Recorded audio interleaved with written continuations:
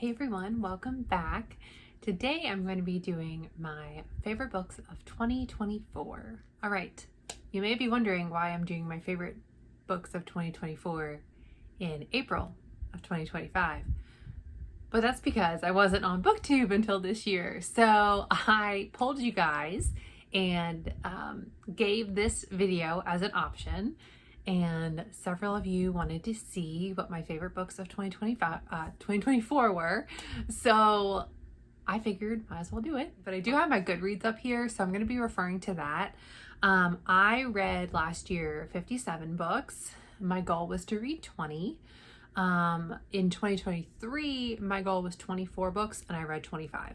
So I made the goal a little bit lower and I really blew it out of the water. I do think that I read more quantity over quality. I had a lot of 2.5, 3-star books, which is fine because you can figure out what you like and what you don't like. But I'm more focused this year on quality over quantity. I'm still tracking ahead of my goal. I think I'm 7 books ahead of schedule, but also getting back into some genres and subgenres that I haven't read in the past couple of years. So my goals are just a little bit different this year. But looking back on last year, I did have several books that I really enjoyed, 4-star and above, that stick out to me. So we're gonna go through them today, and maybe there'll be books that you've read, maybe there'll be new to you books, new to you authors. So let's get started. Okay, I'm going to go in chronological order. So I'm going to go January to December. The first book that I really enjoyed, I gave it 4.5 stars.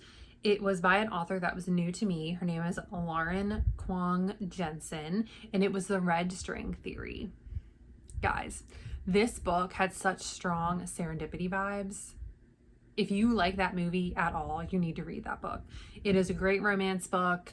I'm pretty sure it was Closed Door or Fade to Black, but it was still so romantic. I don't need spice in my romance books for them to be good, and it was so good. Now it centers around, I'm pretty sure the author is Chinese, and so all of her characters are usually Chinese, and they touch on Chinese culture.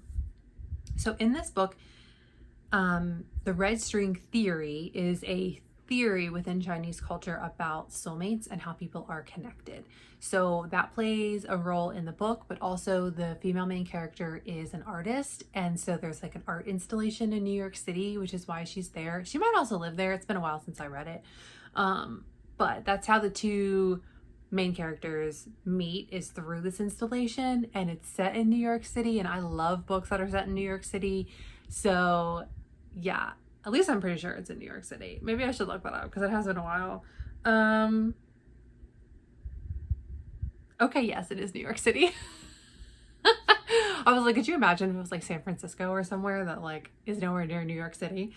Anyway, I really liked that one. I gave it 4.5 stars. I think it was my favorite romance book of the first quarter, closely followed by Ready or Not by Cara Bastone. That was another highlight. I gave that one 4 stars. I hate the surprise pregnancy trope in books, but that one, people kept saying just to trust them and read it, and it was really good. The male main character, Shep, is what made it for me. So that one was good.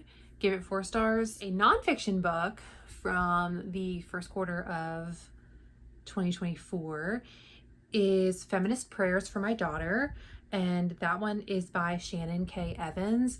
Y'all, I love Shannon.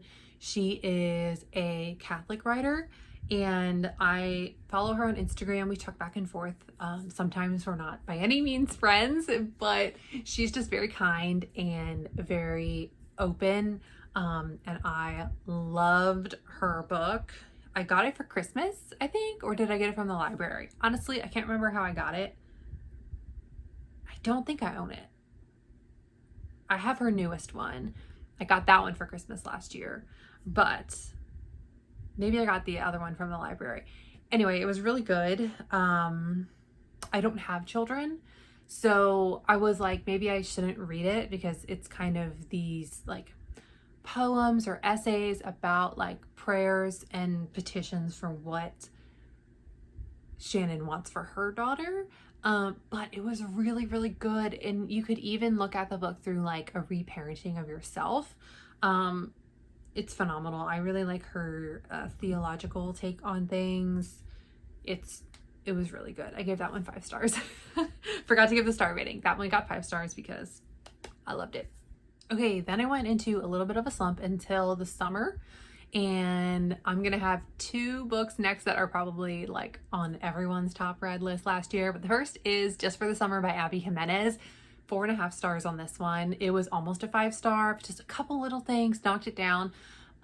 This year it is my goal. I gave myself permission to use quarter stars on Goodreads. So now I can rate a book 4, 4.25, 4.5, 4.75, or 5 stars. I mean, I could do that for any of the numbers, like 2, 3, and 4. But if I had that rating system, I probably would have rated it a 4.75 last year. I just love Abby Jimenez so much. Her books are really good. I will say I liked her first 2. Then the next 2 after that, I liked them, but not as much. But then with Part of Your World, it was Part of Your World, Just for the Summer, and now her newest release is Say You'll Remember Me, which I hope to read in the next few weeks. So I think she's just really good at weaving emotionally poignant stories with also a really good romance. And I think she also ties in friendship and friend groups really well. And I love her male main characters. I think that they're just all golden retriever type energy. Like, they're like comfort characters. She writes them really well. So that one was a highlight. And then Funny Story by Emily Henry. Again, not surprised. Those two books I feel like go hand in hand for last year. If you liked Just for the Summer, you probably liked Funny Story. I have read all of Emily Henry's books except for Happy Place, which is ironic because it's the one that's on my bookshelf. But I didn't read it that year, and I need to go back and read it because I want to. It sounds good to me. But Funny Story was my favorite of hers since People We Meet on Vacation, excluding Happy Place because I haven't read that one. I loved Miles. I loved where this was set. I love that the female main character was a librarian. Now, I have heard from like real life librarians that it's not really accurate to what being a librarian is, but you know what? Like, let me have my like aspirations. Like, I'm okay if it's not totally 100% accurate. It felt so charming. The way that these two characters get together is so funny because their exes are engaged to each other. So it's like kind of like a really hot mess, but it just works so well. I don't even know how to describe it, but it just works. And it was a 5 star from me. It was great. I loved every second of it. I will say for these 2 books that I would put off reading because I loved it so much. Okay, am I the only one that does that? Like, if I love a book so much and I'm enjoying it so much, I don't want it to end. So I'll like drag out my reading process rather than like try to get through it really quickly. Okay, the next book that was a highlight of last year was The Summer Will Be Different by Carly Fortune. I have this, I just pulled up my review. I said a 4-star read and a 5-star Felix Clark. Like, the book was 4 stars. It was really good.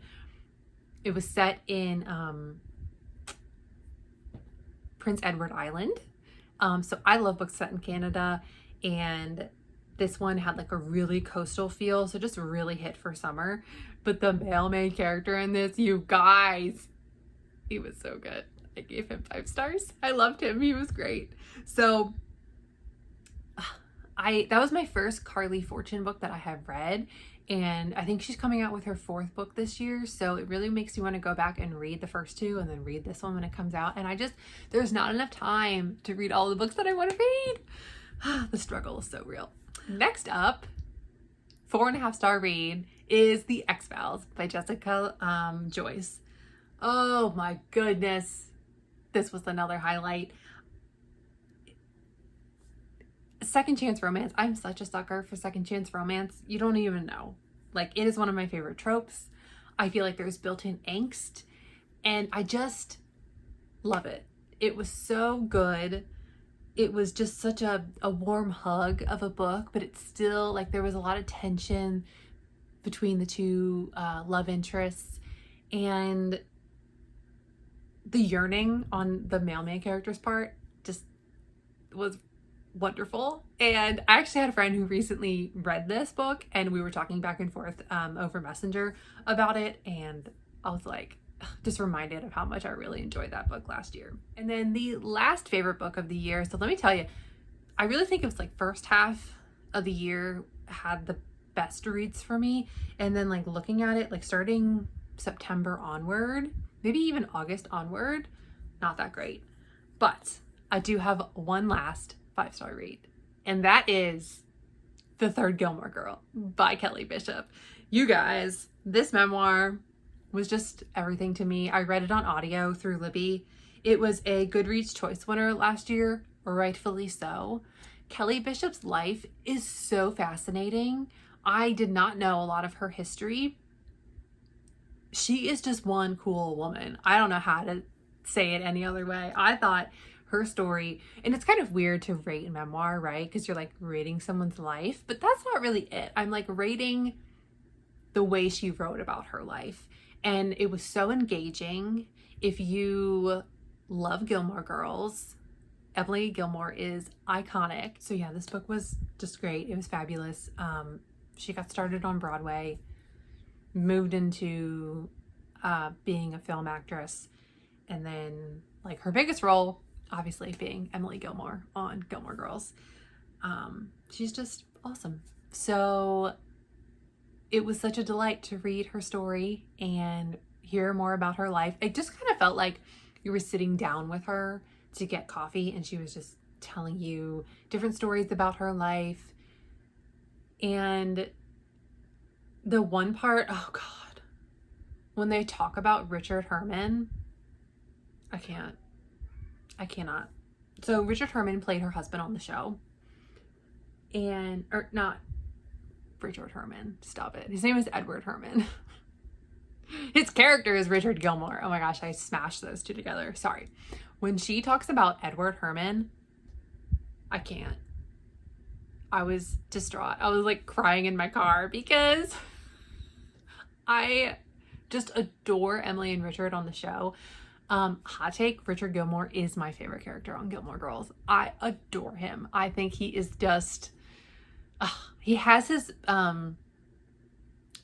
issues, don't get me wrong. Like they're all a little dramatic and have like family dynamic issues for sure.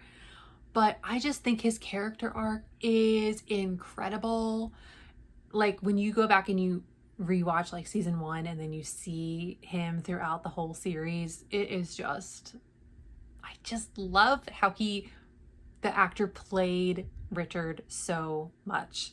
And so in the book, Kelly talks about working with Edward Herman, and Edward Herman sadly passed away before they did the revival, The Year in the Life of Gilmore Girls. So they had to write in Richard's death, which was so sad. But Kelly talks about it in the book, and you guys, it was too much. It was too much, but it was everything. Like, I don't know how to describe it, but I just did. So there you go. So that wraps up my favorite books of 2024. Let me know if we had any of the same favorites, or if you added any of these books to your TBR. I hope that you will stick around. If you haven't already, you can like, comment, and subscribe. And until next time, I'll talk with you all soon. Have a good day. Bye.